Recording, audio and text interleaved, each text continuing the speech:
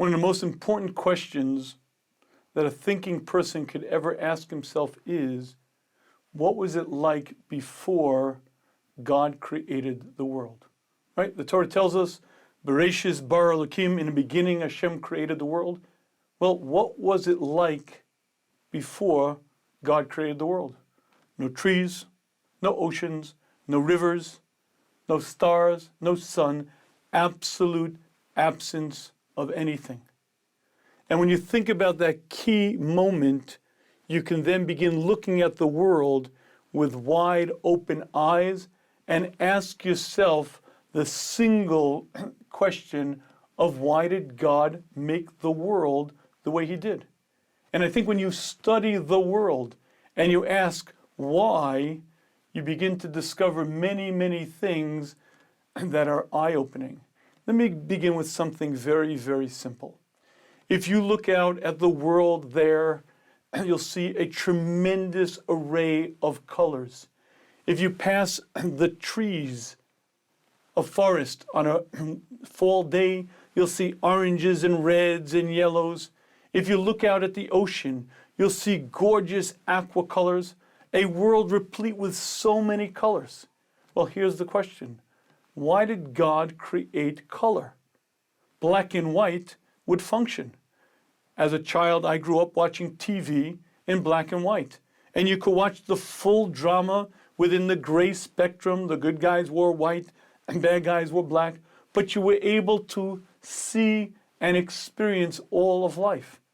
Why did God create color? And the answer is, from a utilitarian, from a functional standpoint, there is no reason. The world would exist, you and I would exist, and our life would be the same, but it would be lacking a certain dimension. You see, color is beautiful. Color adds beauty to the world, and the reason that God created color in the world is so that you and I should enjoy it, so that we should look out at an ocean, and we should look at a flower and say, that's beautiful. The beauty was created for our enjoyment. And if you begin studying the world, you'll find so many features that God put into the world, not for a functional benefit, but strictly for our enjoyment. Let's take something called food. By all rights, food, which is needed for nutrition, needed to exist, should all taste like brown beans. It should all be one color and all taste maybe like cardboard. Yet that's not the way that food tastes. There are so many different flavors and aromas and textures in food. And if you begin studying the food that we consume, you'll see a tremendous amount of wisdom and forethought went into it. Let's start with the orange. If you peel the orange and bite into it, you taste a delicious, citrusy, sweet sort of flavor. Why did God design that orange to taste that way? We probably would have eaten if we were hungry, but there's a tremendous amount of enjoyment that you take when you consume that orange. But let's dig in another layer and sort of uncover some of the wisdom there. I remember very clearly as a young child in elementary school being bored in class and peeling that orange and finding the many wedges and then taking that one single wedge.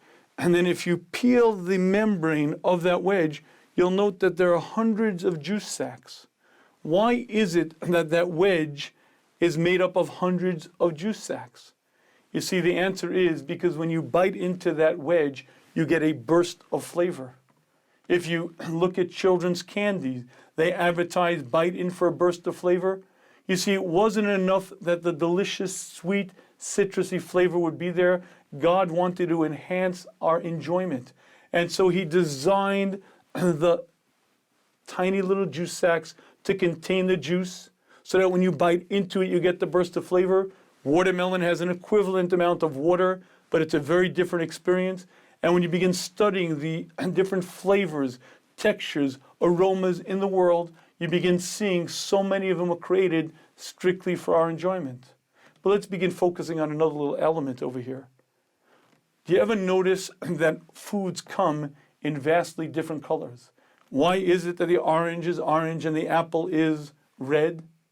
Well, the answer to that question can be easily found if you go into your local supermarket and you find Tide detergent.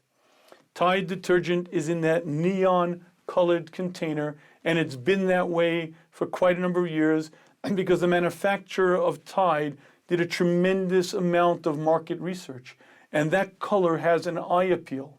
And the reason why it's packaged in that color is because a consumer sees it, enjoys it, will buy it more quickly. Cheerios has been in that faded yellow color for almost 60 years now because it has a certain eye appeal.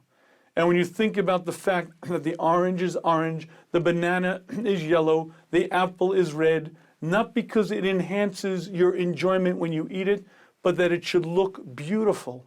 It should have an appeal. You should enjoy even beginning to look at it. But let's take one more step to begin understanding this. When you bite into that apple, you don't get that burst of flavor. You get a very different experience. Why is it that when you bite into the apple, you get that crunch? The answer, again, can be found in your local supermarket. Go to the breakfast aisle, and you'll see 75 feet, floor to ceiling, breakfast cereals bragging to be crunchy, crunchy, crunchy, crunchier. Ours is so crunchy, we even give you earplugs. Why is it that each cereal is bragging to be crunchier than its neighbor? And the answer is quite simple. When you take a spoon of cornflakes and you crunch, there's an enjoyment that you get from the texture. My kids, if the milk is in the cereal 20 seconds too long, ew, it's soggy, I don't want to eat it. There's a certain enjoyment that you get when you bite into something crunchy. So God designed the cellular walls of the apple to be brittle, unlike the experience of the orange, different than the experience of a pear. For the life of me, I can't quite figure out the banana. But each one of the foods that God designed was given different colors and different experiences for us to enjoy, different textures, and it doesn't just end there. Do you ever notice that when you have a cold, food doesn't just doesn't taste right? Now, scientists now explain to us that most of our sense of taste really comes through our sense of smell. And we really only taste by smelling. If you have a cold and you're congested, you really can't taste it. Do you ever notice that the foods that we eat have so many different aromas? And let's go back to that orange for a minute. And when you peel that orange, you get that mist. You ever notice that the mist smells just like the orange? But if you get it on your finger and you taste it, it's bitter. Why is it that that mist has the aroma of the orange but not the taste? The answer is because when you break the peel and you get that spray, you smell the orange, you hunger for the orange, and that enhances your experience. If you'd like to understand what that means, God micro-encapsulated scent into the peel, tiny little capsules with liquid that contain the aroma but not the taste because you don't need to eat it. And when you think about the fact that the outside of the peel is orange because that has the eye appeal, the inside of the peel is white because you don't need it. And when you study the world that we live in, and you study so many features that God created for one purpose and one purpose only, for us to enjoy, for us to benefit from. Flowers are magnificent, and they come in so many different designs and so many different forms. And do you know that the bee is largely colorblind? The color of the flower was not put there to attract the bee. The bee is attracted by the sense of smell, and it's attracted to pollinate because it smells, but the beauty of the flower, the arrangements, the colors, was created for you and I to enjoy. And when you begin studying the vastness of this world, and you begin studying the amount of care and effort that God put into this world strictly for us to enjoy, you begin to realize something, that God is a benefactor. God wants to give. God is a giver and created the entire world and all that it exists for us to enjoy, for us to accomplish.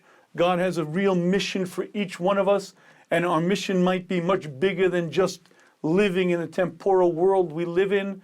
But in this world itself, God wants us to enjoy. And when you begin studying the features, the foods, the aromas, the sights, the beauty of this world, you see a good, giving God, and you begin on some level to understand your relationship to your Creator.